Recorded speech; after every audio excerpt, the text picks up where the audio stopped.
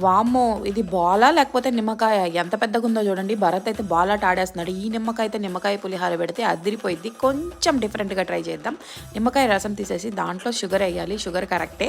నమ్మండి, trust the process అంతే అది. దాంట్లో మళ్ళీ 2 స్పూన్స్ సాల్ట్ ఏసి మిక్స్ చేయండి. ఇంకా అన్నం ఉడికిపోతుంది కదా! ఇంకేముంది, అసలైన మ్యాజిక్ అంతా ఈ తాలింపులోనే ఉంటుంది. కరివేపాకు తెమ్మని చెప్తే భరత్ ఏదేదో చేస్తున్నాడు చూడండి. అంత హైట్‌కి ఎక్కి అంత పైనదే కొయ్యాలేమో మరి.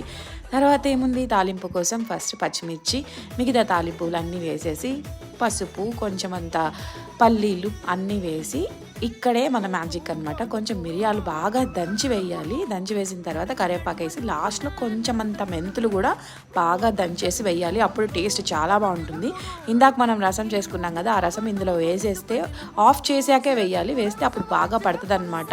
చిల్లీస్కి అన్నిటికీ కూడా బాగా పడుతుంది. తర్వాత ఏముంది, రైస్ వేసి మిక్స్ చేసేసి ఇచ్చేయడమే. మా బుడ్డోడు చూసారా, ఫస్ట్ టైం పులిహోర టేస్ట్ చేశాడు, వాడికి బాగా నచ్చేసింది. భరత్కి అయితే